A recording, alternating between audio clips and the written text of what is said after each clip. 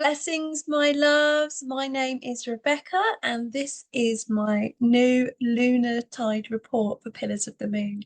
So, blessings and welcome, everyone. I hope you can all get settled and get ready to hear my musings of this next lunar tide.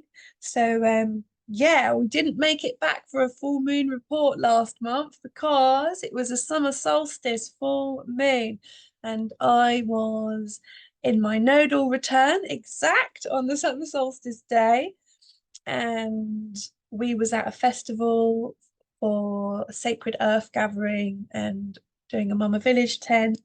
So it was a really powerful time. And like with the fullness of the summer for us in the north, the full illumination of the light, with the full moon at the galactic center, it was bringing a lot up to the surface, and it's been so powerful, and it's taken a few weeks to really integrate and process all that was illuminated for us at that full moon. So some of you might connect with that as well, that it was a really big energy around the solstice time.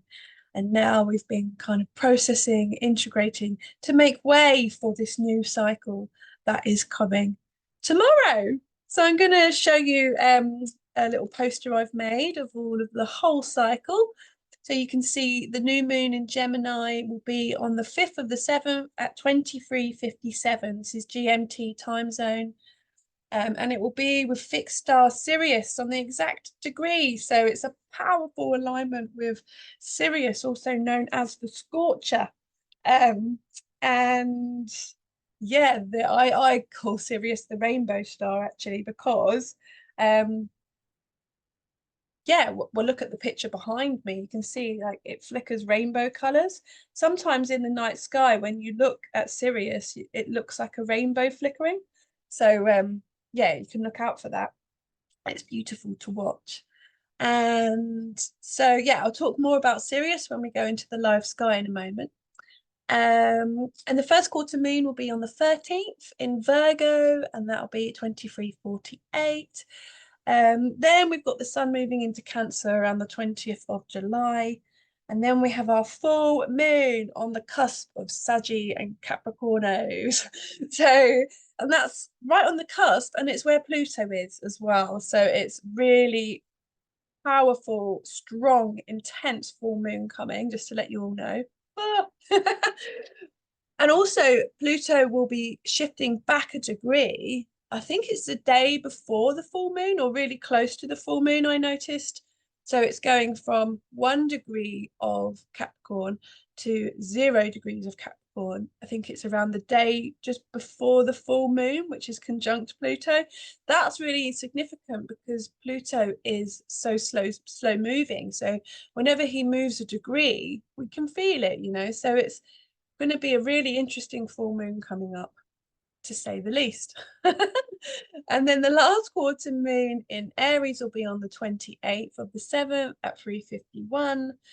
And then we've got right at the end of the cycle, Mercury is going to be going retrograde on the 3rd of August, just before the next new moon. So big cycle ahead of us, everyone. So let's just jump on into it. Let's see from the live sky perspective. So this is Stellarium Web. So you can all use this yourself at home. You can search for stellariumweb.org and you can bring up the astronomical perspective of the sky. I highly recommend everyone doing this because it is so amazing, like to just look at things as they really are. And I have found for myself, like this is true alignment for me. So I use astronomical astrology. And so I'm connecting to the sky right now. It's as simple as that. I use the exact size of the constellations.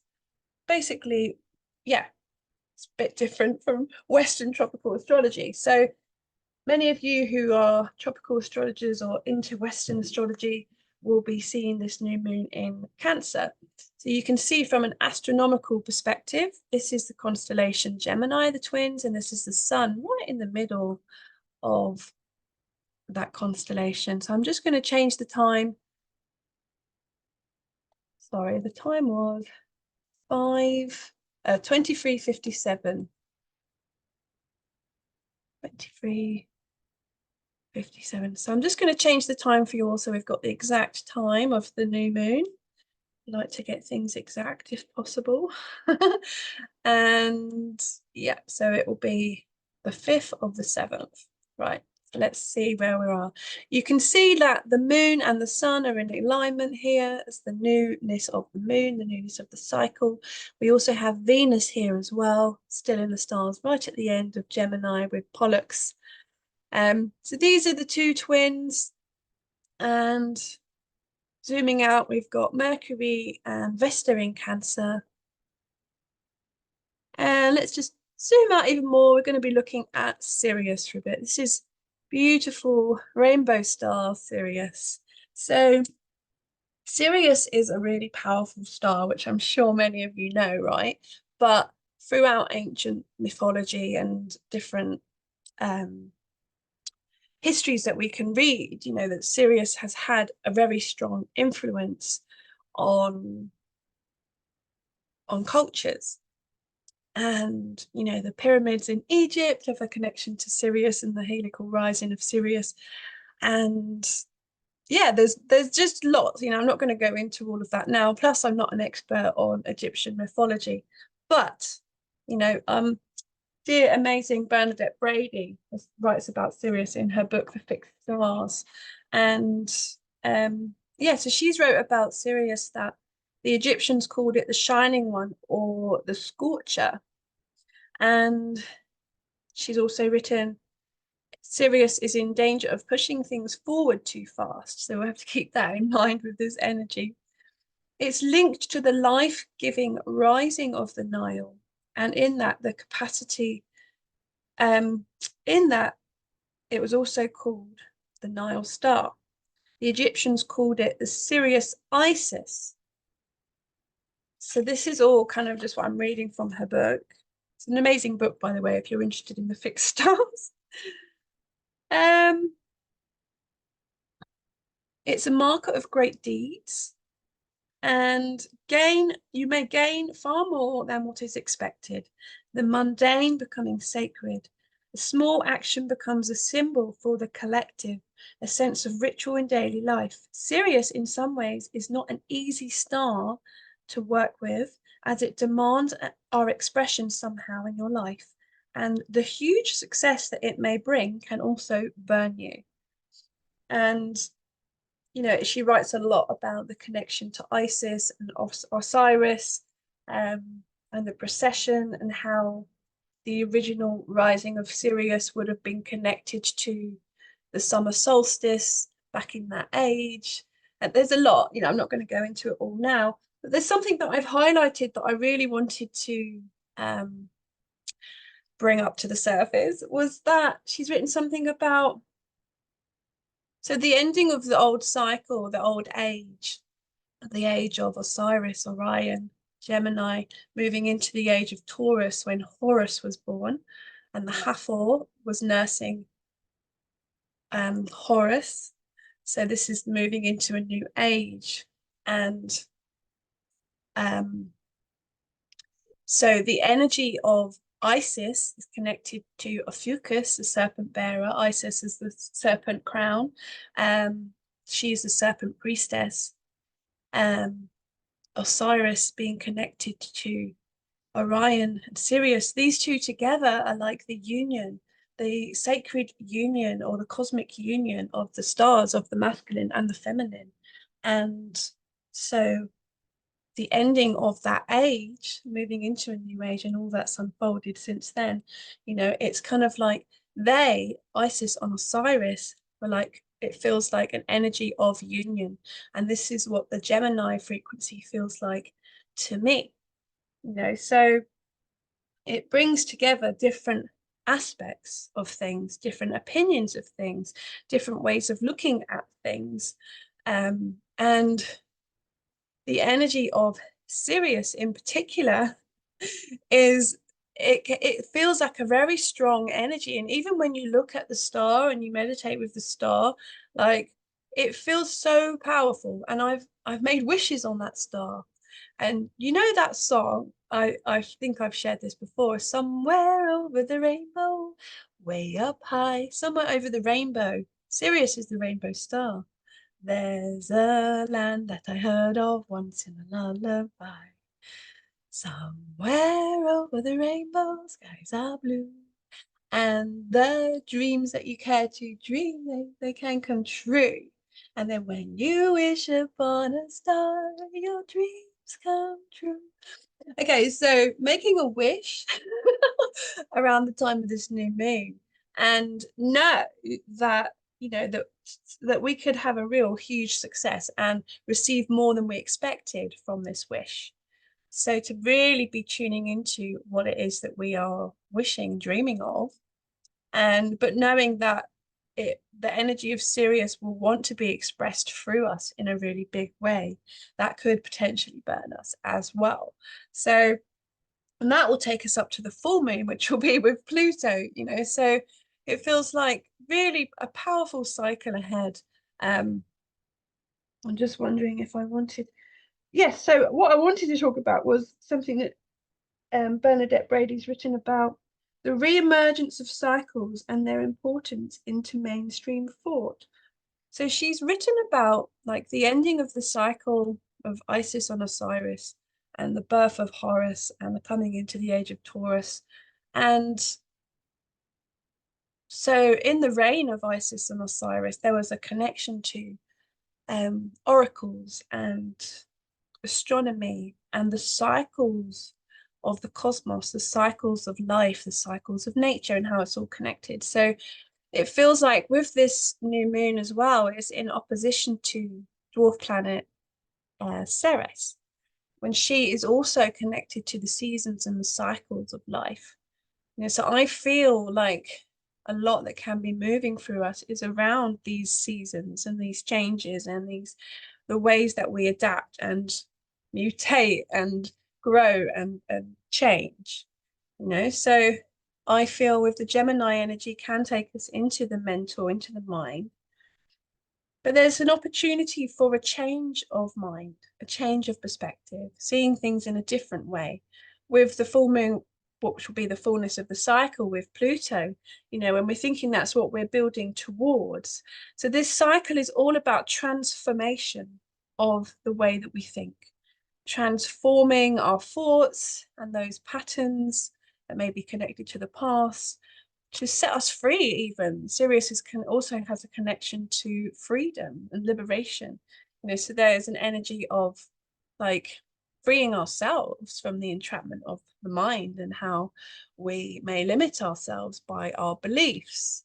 So where Pluto is on that cusp of Capricorn and Sagittarius, it's all about beliefs and what we believe in. So this cycle is like an offering of liberation of our minds and the ways that we have entrapped ourselves with our thoughts and our thought patterns that may like get us stuck in these old cycles. And there's an opportunity to rebirth ourselves and transform ourselves in a way that may bring us more than we've ever expected, that may take us to, great success. Yeah, I'm going to put the book down now. Yeah, and I wanted to talk as well. So Mars and Uranus are going to be coming in exact conjunction during this cycle. Mars is at the end of Aries right now. So the Mars energy has been really strong since he's been in Aries. And I feel like when the exact alignment comes with Uranus this cycle, it's going to feel really strong as well, so around the time of the full moon, conjunct Pluto. Whew. So I wanted to talk about Algol, which I've spoken about before. Where is Algol exactly? So let's just fast forward a little bit in time because we're going to go. Let's see when these two exactly together.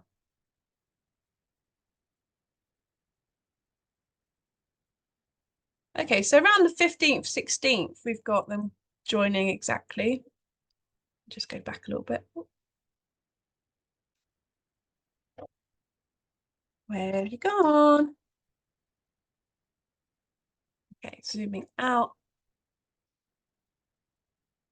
So we can see, so this is on the 15th. So this is just after the first quarter moon in Virgo.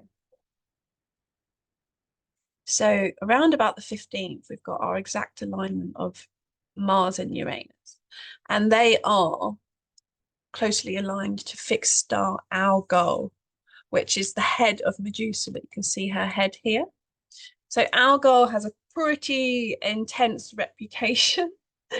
As you can imagine, it represents like the head of Medusa, you know. So, and actually when you think about where it is, it's kind of in her third eye when you look at that picture there, you know. So it feels like to me like it's actually the all that was beheaded and all of that injustice and the pain of the feminine in some ways, you know, like there's the it can also feel like this kind of raging goddess energy, you know. It's like the goddess that was slayed, you know, and all of her rage and how she's like with Mars there as well. Mars is very protective. He's the warrior, the fighter, you know. So around the time of this first quarter moon, we may be feeling with this alignment some really strong fighting conflict energy. You know, there may be rage coming up, there may be stuff around anger and turbulence. And with Uranus there, it could be quite unsettling, it could be unexpected. So just to really keep that in mind, you know, so this cycle was we're beginning with the new moon in Gemini with Sirius. It's bringing an intensity to it to begin with.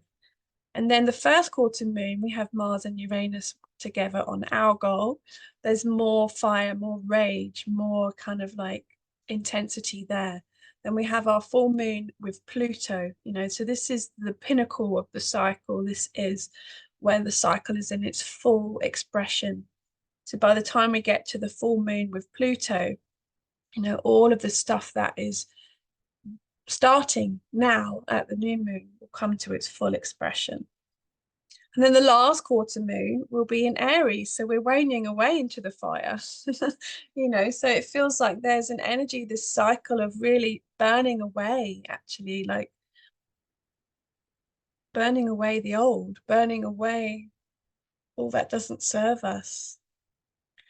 And I feel like it's in that fire, the burning away of the old, you know, all of like the old wood is like gone. I'm sure many of you have done this before, right? By having like ritual fires. And I remember at one point when I was leaving New Zealand, where I used to live, I burnt so much of my old things. Like I came back to England with just a backpack and everything else I burnt in this really powerful ritual fire. And, you know, it's so powerful to do that. It's like reset, actually. And and then in doing that, you know, when I came back to the UK, it was like I had a fresh start, a fresh beginning. So it's like, as I was saying at the beginning, you know, there's an opportunity, this cycle for a fresh perspective, a fresh way of looking at things and thinking about things and perceiving things. And so, but there may be a lot of things, a lot of like ideas and a lot of programming and conditioning that kind of blocks that new perspective coming in. So that's where the burning away comes in, of like that we need to release a lot of that old cycles and the karma of the past and really connecting to Medusa, you know, in the energy of all that we haven't been allowed to be, or all that was taken from us, or the parts of us that feel injustice for ourselves and in the world, you know, like that energy, that sacred rage could be really strong this cycle. So how do we channel that in a way that is helpful? You know, because that energy, that rage can destroy, you know, a fire can burn through whole countries, you know, and I feel like it is our responsibility to address that energy inside of each of us. And so we may be feeling it in ourselves, we may be experiencing it in those around us, it may come right to us. This is a good journey to be working with this cycle. So I'm going to go into the chart.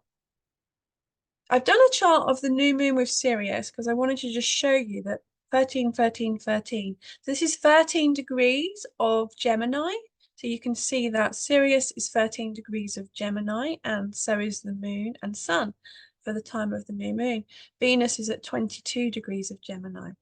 So I found these numbers really nice because 13 is the 13 star sign astrology, which is what I practice, and the 13 moons of the year, the 13 panels on the turtle's back. Like 13 is the number of Venus years in her cycle. 22 is also a Venusian number. Mary Magdalene's feast day is on the 22nd. 22 is also a number of sacred union. So yeah, sacred union codes coming in. And then shortly after the new moon, it's just nice to mention as well that Venus and the moon will have their first conjunction after her time in the underworld. So Venus is in the underworld when she is really close to the sun because we can't see her. And she's going to be returning as our evening star now. And she's going to be having her Venus moon, waxing moon conjunction as she's rising up through the dark. So each time she joins with the moon, it's like she's rising up from the underworld, from the dark, and all the way up to the top. So yeah, that's going to be beautiful, and hopefully, we can see that in the sky as well. Some of us may see it in the evening sky just after the new moon, a few days afterwards. When we get that crescent, like a little crescent moon, and the Venus and moon conjunction, it's so beautiful. In the evening sky especially, it's quite a moment if we can witness it, if the clouds will clear for us. So yeah, I wanted to share a little bit about that first. And this is the new moon in Gemini chart without Sirius. So the reason is because the program that I'm using won't let me put Black Moon Lilith and Sirius at the same time. So this, I had to put Black Moon Lilith in it because look, she's right on the south node here in Virgo. So that is strong for this cycle as well. So something that jumped out at me straight away, because I have one in my own birth chart, is the macabre, or the six-pointed Star of David. And so you can see if you follow my cursor along, there's two grand trines happening. This one here between Ceres, Juno, and Uranus and Mars. Oh. And the other one is with Saturn, Pallas Athena in Libra, and then the new moon and Venus. So this is a really interesting, powerful energy for this new cycle ahead. So with the six-pointed star, we also have a grand cross aspect, which is a big cross, two T-squares that go all the way around, so making a cross in the middle. And so this aspect especially can bring lots of tension and feelings of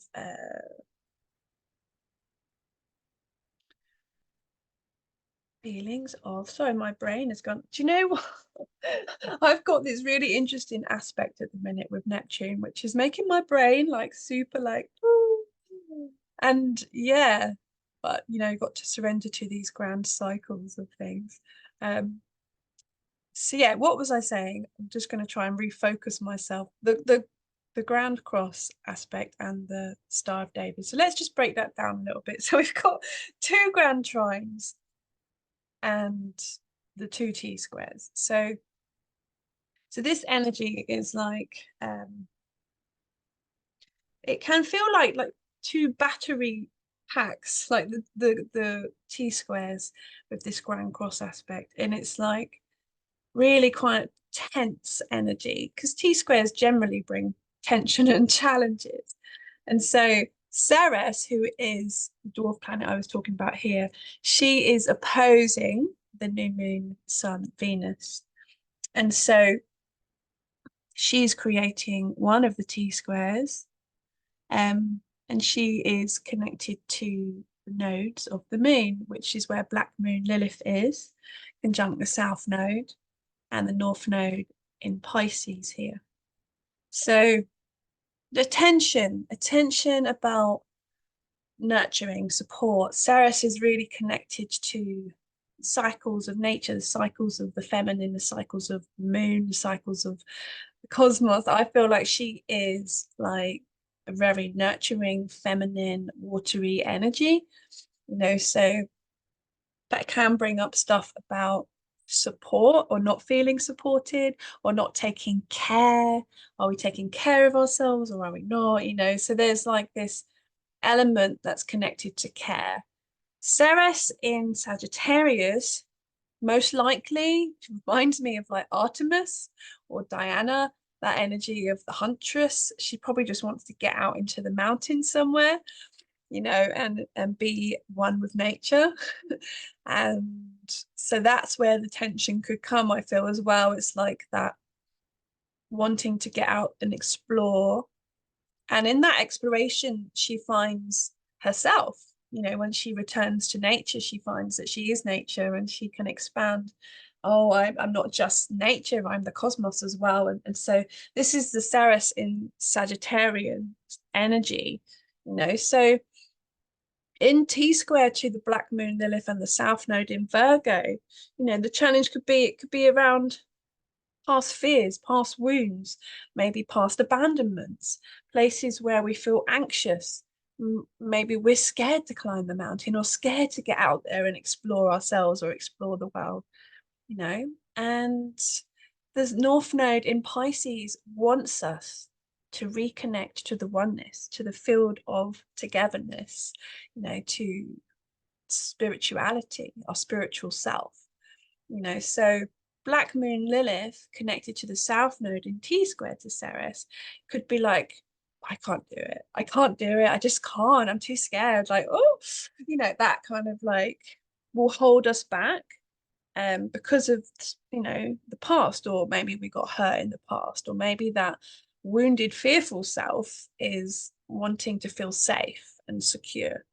Whereas Ceres in Sagittarius really wants to just get out there and explore and take risks.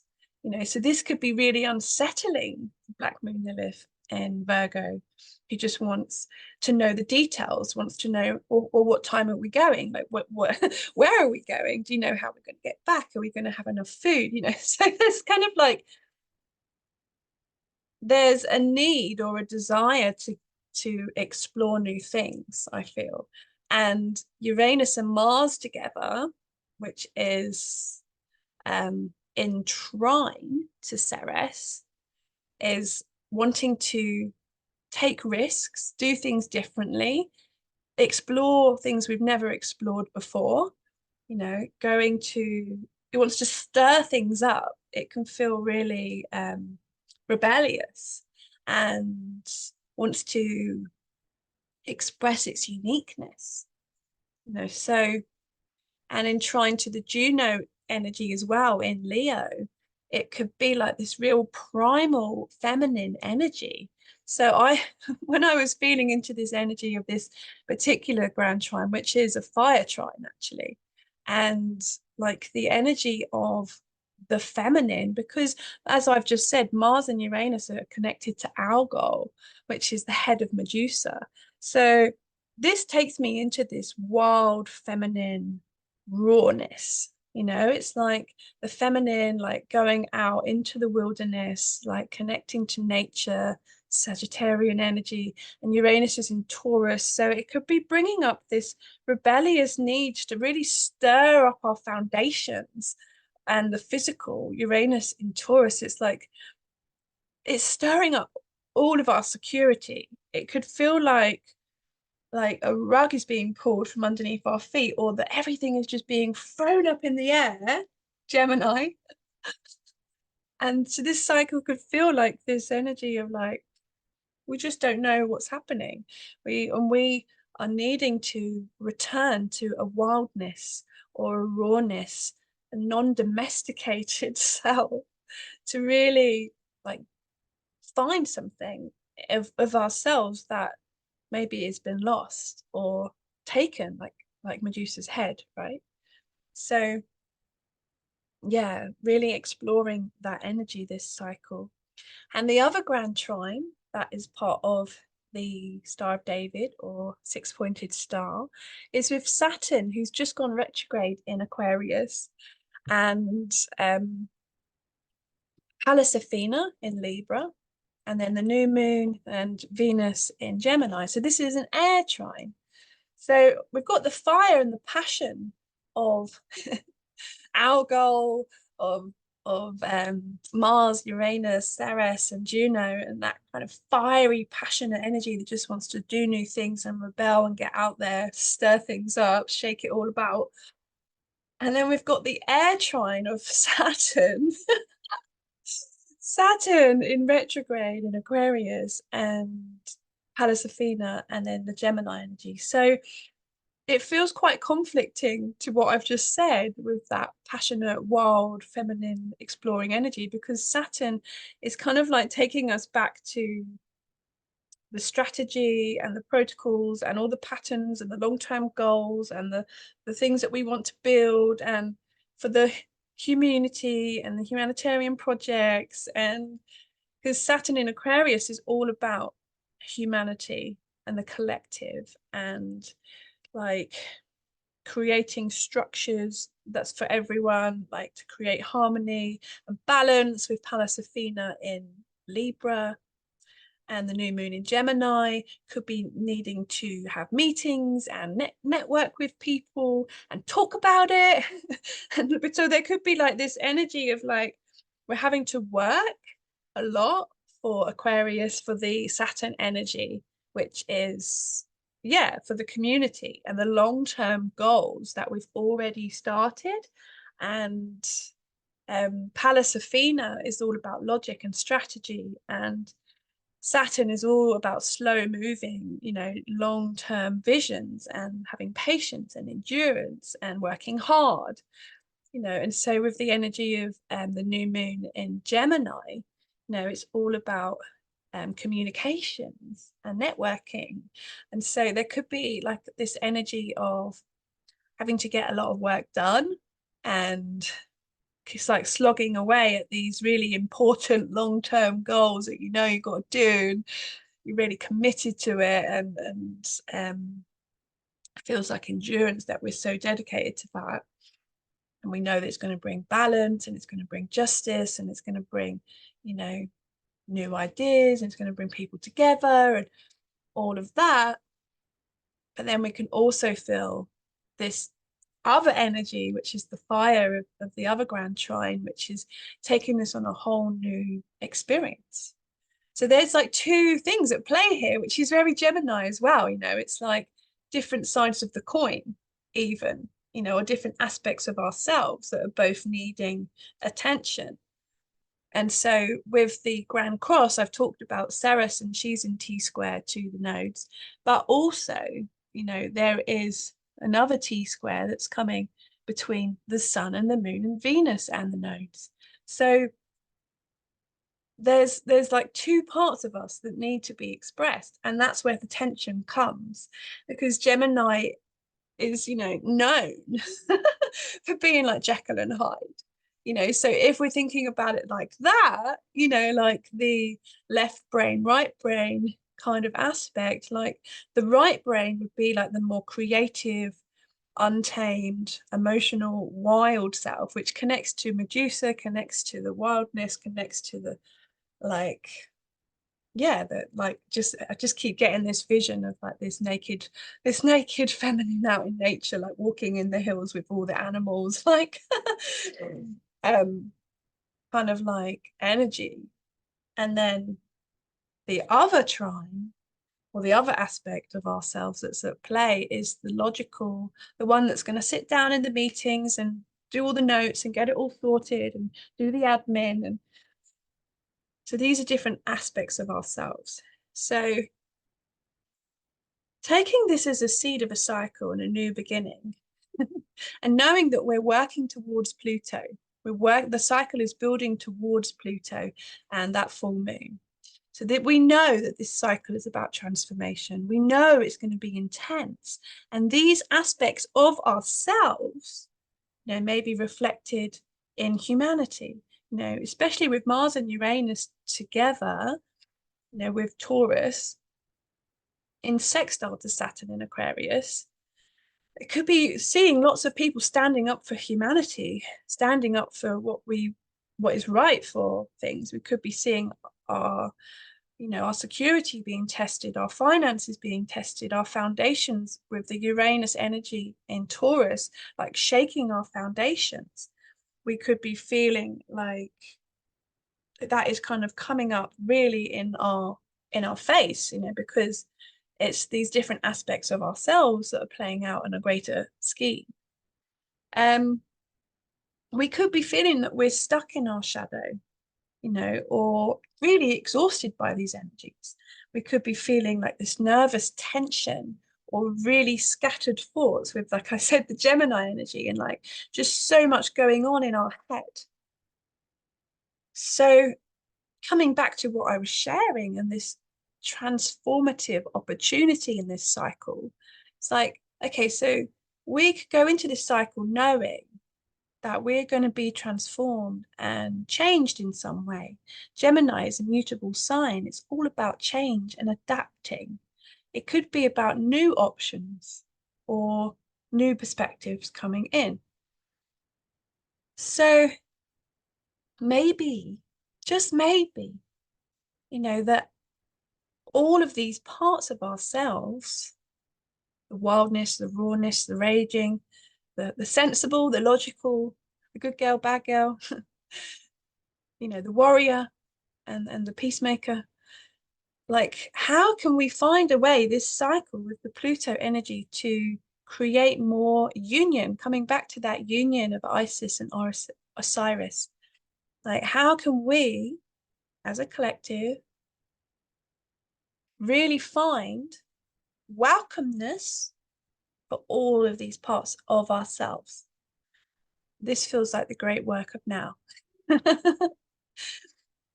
And then we can learn to trust the turbulence that may come, that may shake us up, that may stir it all around in the cauldron.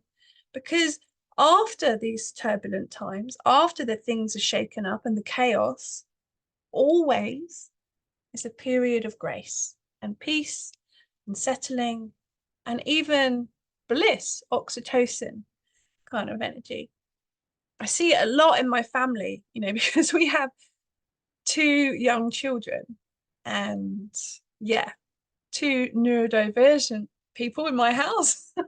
So there's a lot of kind of turbulence. And I have to trust now, I'm learning to trust that when the turbulence comes, that it is like a wave and then it will settle. And then after the wave is cleared and all of that inner tension has moved, and we're coming at it with non-judgment, we're just trusting this is what's needed and loving it. Then after that is a period of like, it's all okay again. So yeah, I'm just having a look at the chart because I'm wondering if there was anything else I wanted to share about it. Mercury in Cancer with Vesta as well.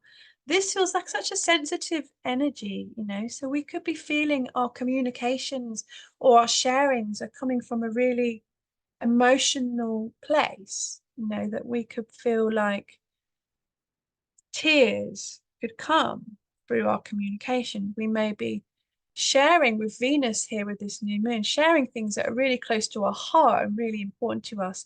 And that could bring tears or emotions could be very prominent, around the time of this new moon.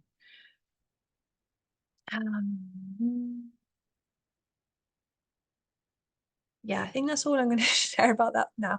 But just keeping an eye on Pluto here. Pluto's at 1 degree of Capricorn. We can see that. First quarter moon in Virgo, Pluto is still at 1 degree. So as I said, with the first quarter moon, where are you? Over here in Virgo. Boom. This is when Uranus and Mars are really close together. And then the next day, I think I said, I can't remember the date of what I said. Maybe it was the 14th. Yeah, they're in exact conjunction. So, and now Pluto is making this trine with Mars and Uranus and Black Moon Lilith. Oh my goodness. Yeah, so this is strong. This is really strong energy, isn't it? Like, actually. So I feel like, like I was saying around, this energy can feel quite unsettling. So what could be the, I want to say saving grace, but it's not even saving grace. So now it's changed from a fire, no, not, sorry, before when we had the Mars energy was in a fire trine. Now Mars has moved into Taurus and he's joined exactly with Uranus. And now we've got a grand Earth trine.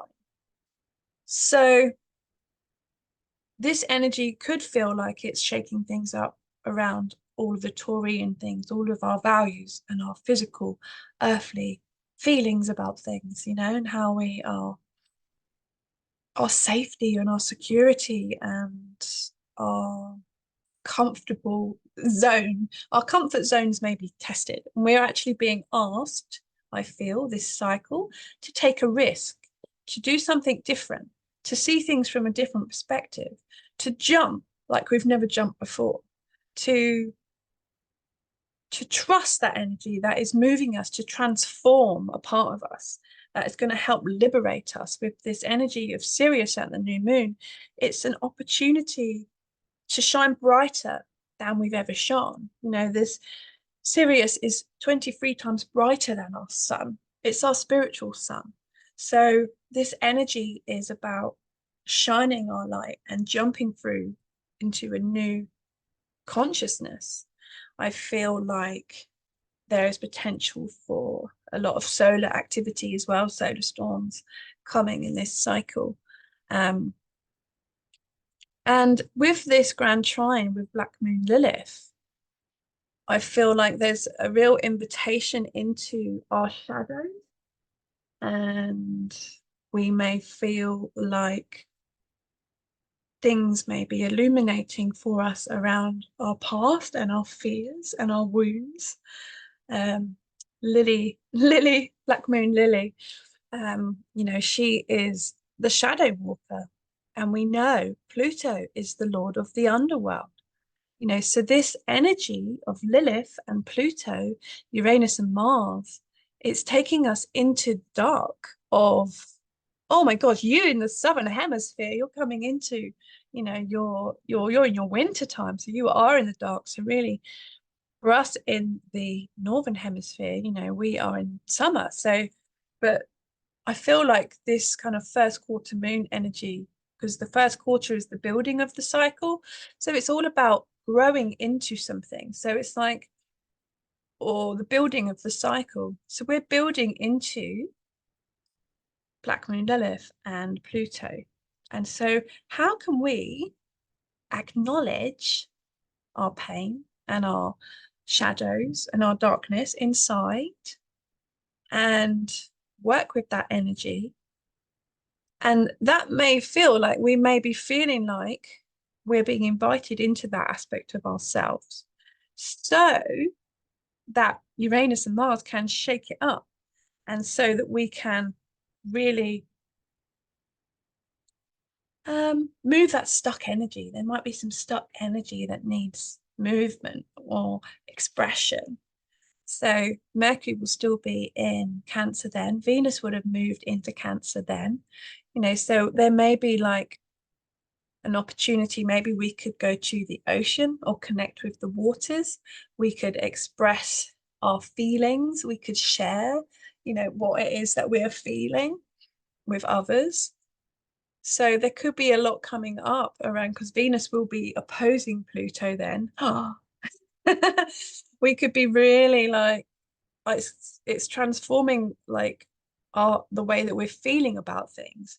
It's about um this energy of intense confrontation even, or conflict around Pluto and Venus. You know, it could be really rocking our feeling of security and emotional safety, you know. So I mean, that's pretty big energy, right? And so I'm hoping I can come back by the full moon. It's funny because I keep wanting to, and then it's not happening, but well, I will do my best to come and do you a full moon report. But just quickly, we've got the sun will be in Cancer at 0 degrees then.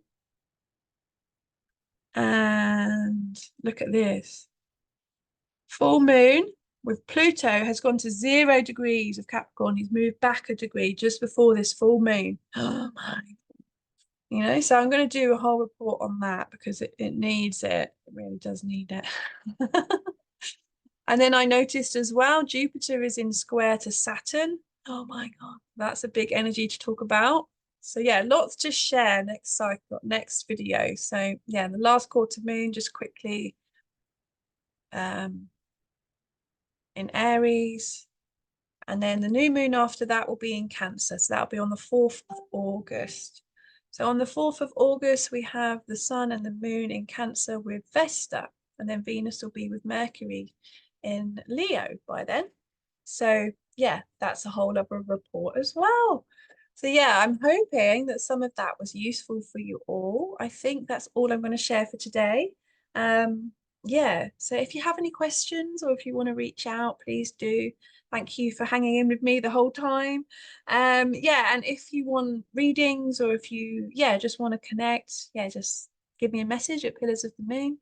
And yeah, please do. There's a beautiful Facebook group that I'm part of. It's our star family over on at Radical Astrology on Facebook. Lots of really amazing like-minded astrologers who really inspire me and encourage all of this creative wisdom coming through. So yeah, many thanks to you all at Radical Astrology. And yeah, do join the group. Okay, my loves, blessed new moon, giving you big hugs.